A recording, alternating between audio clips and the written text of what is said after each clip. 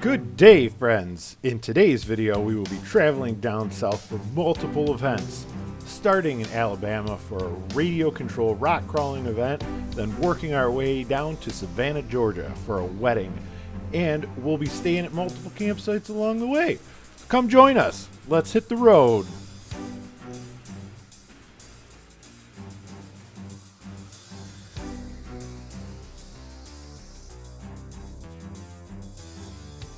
Our first stop is Cherokee Rock Village in Leesburg, Alabama. Cherokee Rock Village sits atop a mountain and the camping is primitive, so you get views and peace and quiet. No loud generators. The site has been used for recreational purposes since the 1970s and was officially designated as a park in the early 2000s. Cherokee Rock Village is a popular rock climbing destination and was even used on the set of a movie, Failure to Launch, which starred Matthew McConaughey, Sarah Jessica Parker, and many more. Here's the scene now. Alright.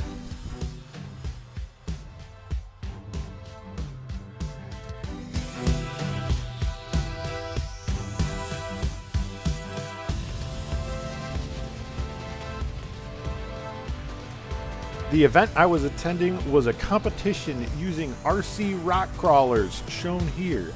It is an annual event, and if you'd like to see more, check out my RC YouTube channel, RC Junkie TV. Now let's go set up for the night to start our new journey tomorrow. After leaving Cherokee Rock Village, we headed to Rock City Gardens in Georgia, just outside of Chattanooga, Tennessee. Rock City Gardens is located on Lookout Mountain. The garden features some amazing rock formations as well as a couple waterfalls. It is most known for its scenic overlook that allows you to view 7 different states. Rock City Gardens opened in 1932 and was developed by Garnett Carter as a tourist attraction.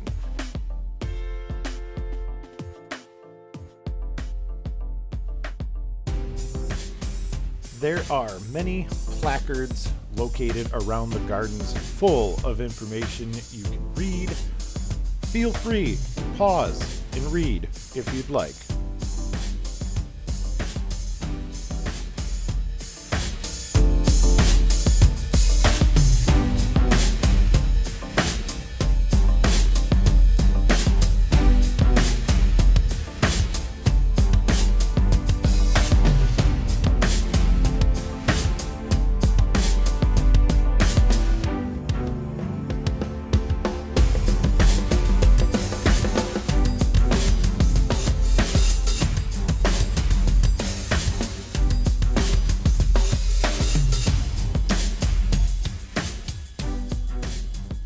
Gardens feature a fairly easy walkthrough experience with some areas entering caverns, some bridges, some tight spaces, as well as a rope bridge that gets you some amazing views.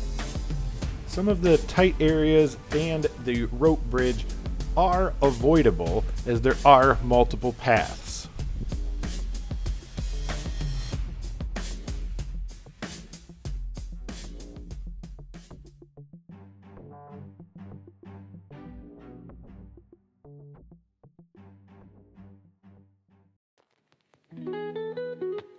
The 7 states you can see are Tennessee, Kentucky, North Carolina, South Carolina, Georgia, and Alabama.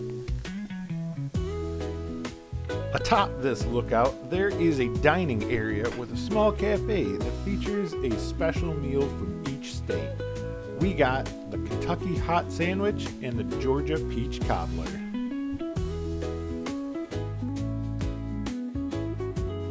This is one of those tight spaces that I said is avoidable.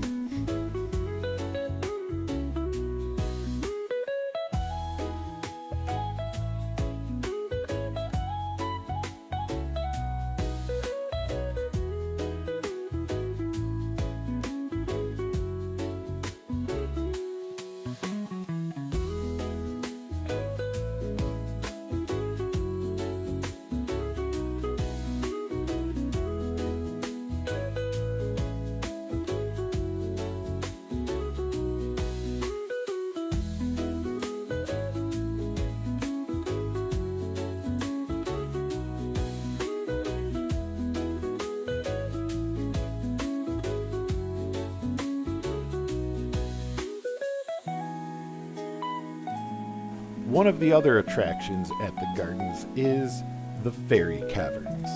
A nice, easy walk-through experience through a decorated cavern. Plus, being underground, it's a nice cool temperature to get out of the hot sun.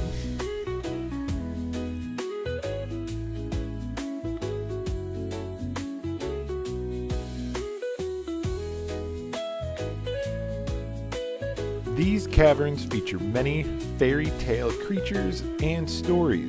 This area does seem to be more kid-oriented.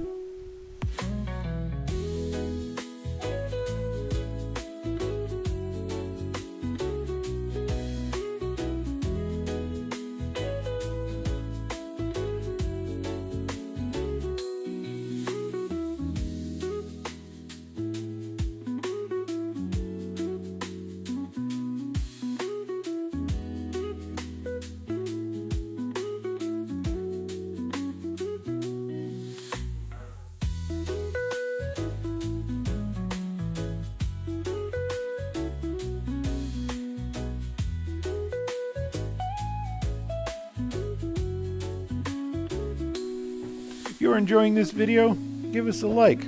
Let us know.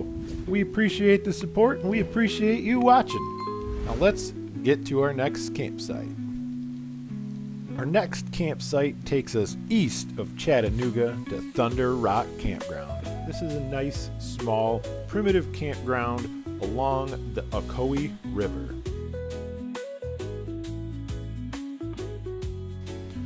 For this night, we had some of our favorite peak meals. These are quick, easy, and delicious.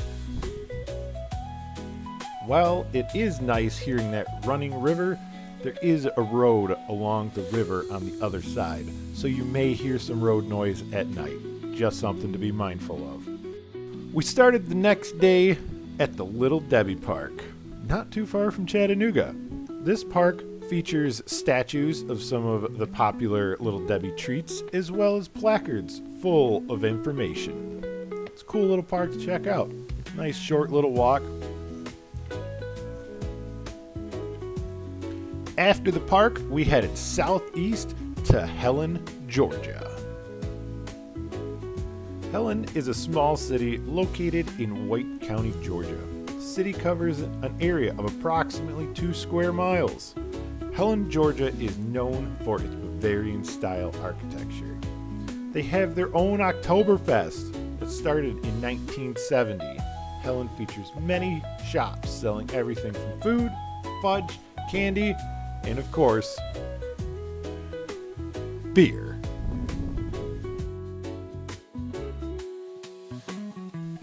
After spending the day with some wenches and mead, we headed south to our next campsite, with a quick pit stop along the way. This park was a nice little roadside park with just a short little walk.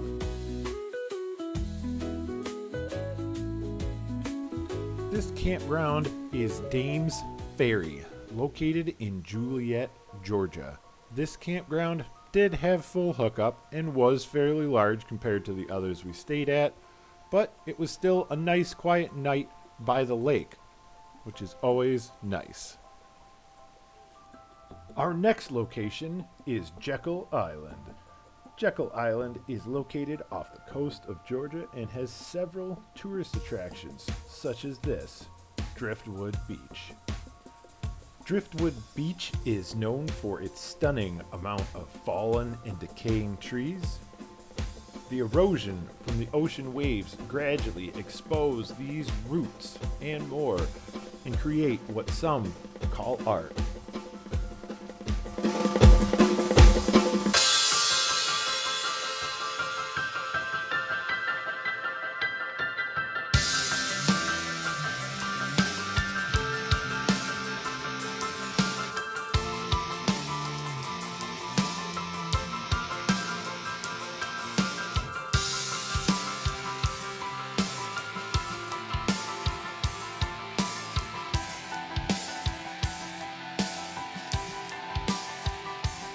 Jekyll Island is full of history. So much so, they have a small museum And you can even get a tour of some of the houses and buildings on the island. The guided tour is a great way to learn all about the history of the island, but here's a few facts. Jekyll Island was first inhabited by Native American tribes over 4,000 years ago. European explorers arrived in the 16th century. And then the island was officially established as a plantation in the 18th century. In the 19th century, it became a private retreat for wealthy industrialists. And then, in 1947, Jekyll Island was designated as a state park to preserve its natural beauty.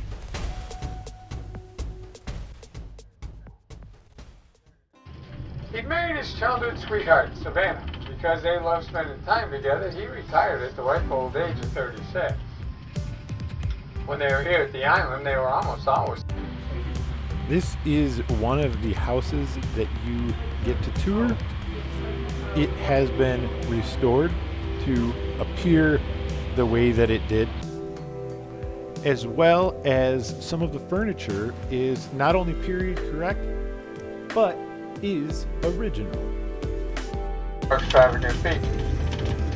Well, it was done by 1917. He came down for his first vacation here and found out that none of the 17 bathrooms had his fixtures. For a little bit more, you can even get a private tour in this sweet ride.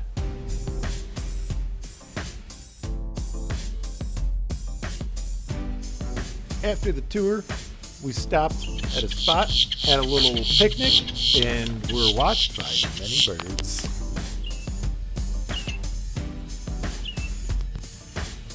After fearing that our lunch was going to be taken by some birds, I looked over and thought, damn, RFJ looks good. Had to snap a picture before heading off to our last and final campground. Our last campground for this trip was Fort McAllister State Park. Located near Richmond Hill, Georgia, and along the Ogochee River, it features a historic Civil War fort, which was built in 1862 and is now a museum. This is Pinball Palace, located in Brunswick, Georgia.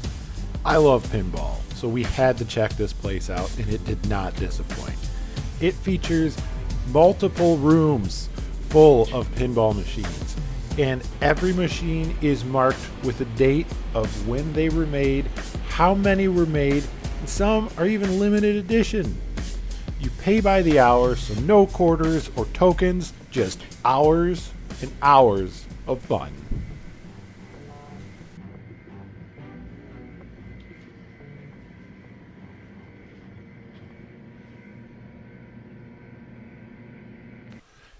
And finally, we've arrived, Savannah, Georgia.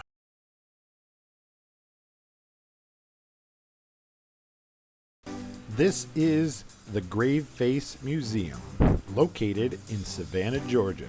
This museum features anything you might find wacky, weird, or even a little creepy, with multiple rooms that have items that may be haunted, graphic photos, a room dedicated to Ed Gein and other infamous serial killers.